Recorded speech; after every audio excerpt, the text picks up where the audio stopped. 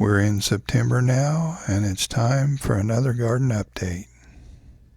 The red noodle beans and the other long beans that I planted in early July are really producing well. Growing long beans vertically is a great way to grow quite a bit of food in a small amount of space. As you can see, one harvest yields quite a few beans, and in each cage we have multiple harvests. As well as the long beans, we're also still harvesting the Chinese python snake beans, and this is about the size I like to harvest those. I went ahead and harvested some sweet potatoes that were growing in one of the straw bales, and I think we did pretty well. As you can see, some of them are pretty large. In that bale we had some Myanmar sweet potatoes, which are reddish purple on the outside and white on the inside. Then we had some purple Molokai, which are purple on the inside and the outside. Some Okinawan purple, which are ivory on the outside and lavender on the inside. And finally, an unnamed variety that I got from Trader Joe's. It's the one that grew the biggest sweet potatoes, as you can see here. It's purple on the outside and purple on the inside. As a lot of you know, I like to try new things every year, and this year I tried to grow ubi purple yam in a container, and that was a complete failure, but you never know until you try. I have more ubi growing in the ground, and I'm keeping my fingers crossed that I'll have much better results with that. Some of our Double Delight hybrid peppers are starting to ripen now, and this plant has a lot of peppers on it, so we'll be harvesting quite a few. Here's a look at the first two of those that I harvested, and as you can see, they're really nice sized peppers. Another hybrid variety that is ripening very late is the Mega Gold, and it also has a lot of peppers on it, so we'll be getting a lot of these all at once. And they're really large peppers. Even though we're in September, we're still harvesting quite a few things, and on this morning we had beans, some Double Delight peppers, some eggplants, Rosita and Ping Tongue, lipstick peppers, one Lesia, and then we also had some New Mex Big Jim chili peppers, along with some Jimmy Nardello sweet peppers. Here's a look at what the Big Jim chili peppers look like on a 12-inch platter to give you an idea of how big they are. We're still feeding the Baltimore Orioles, but those will be moving south soon, and some of them go as far as South America for the winter. The hummingbirds are migrating through now, and they use all the flowers in our yard and our feeder as a place to refuel and rest. We've had some really wacky weather lately. Here the banana trees are getting blown around with some hot windy weather. Monday it was upper 90s, or about 36 Celsius, and then by Tuesday afternoon it was 55 Fahrenheit, or 12.75 Celsius. So we had a big drop in temperature very quickly. We're down to just one tomato plant now. This is the Tasmanian chocolate. I finally pulled the Boronia, but we got one last harvest of the Boronia and the Tasmanian chocolate together, and here's a look at what we got.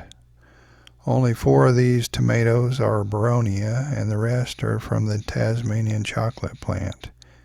As you can see, it was a very productive plant. The 4 in the middle of the screen are the Boronia. I finally figured out what was eating some of my peppers. It turned out it was a very small possum, even smaller than the ones we had trouble with earlier in the year. There was a glimpse of it right there. I stuck this volunteer Rosita eggplant over by where the watermelon used to be, and it's finally starting to produce. Not too far from it is a volunteer pepper that I let grow right where it came up, and this is either an ahi pineapple or an ahi lemon drop. Even though we've harvested quite a few peppers from it, the Oda plant is still pumping out the peppers. Here's a look at what the F3 Oda hybrid peppers look like in the grow bag now. Since we had that really strong cold front come through, I expect the migrating monarchs to start showing up on our Mexican sunflowers soon. But while we're waiting on those, we're enjoying some of the other butterflies. We're still keeping our fingers crossed on the Musa velutina pink bananas that they'll have time to ripen, but there's no news to report yet. I don't think I showed it or talked about it, but I stuck this ahi mango back behind the shed, and it's been growing back there without being watered or anything, and it's doing great. And it's now starting to get a few ripe peppers. This is the stumpy version of the ahi mango. I have 3 different peppers growing in this container.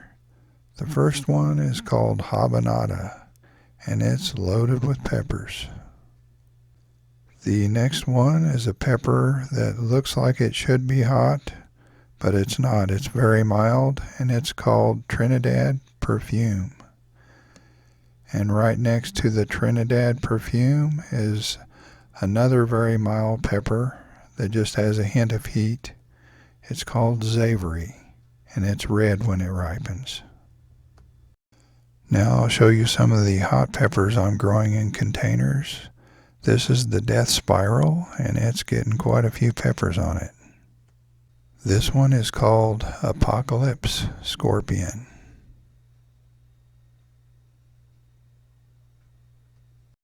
And this is the 7-pot chocolate, and it's starting to look a little like a hot pepper. This one with the dark foliage is called Puma, and it's loaded with peppers, as you can see. The Brazilian starfish is well over 6 feet tall now, and as you can see, it has a lot of peppers on it. And right next to it is the Sugar Rush peach, and it's well over 5 feet tall now and loaded with peppers. And some of those are starting to get ripe now, so we'll be getting a bunch off of both plants. This is a sneak peek of a video I'll be posting to my other channel tomorrow. I'll show you exactly how I make this banana hanger and how I got so many butterflies to show up to the banana. I'll put a link to my other channel below, and then I'll link directly to the video tomorrow. Before you go, let us know how your garden's doing, and if you're just now finding this channel and you haven't subscribed yet, please subscribe. We'll see you next time.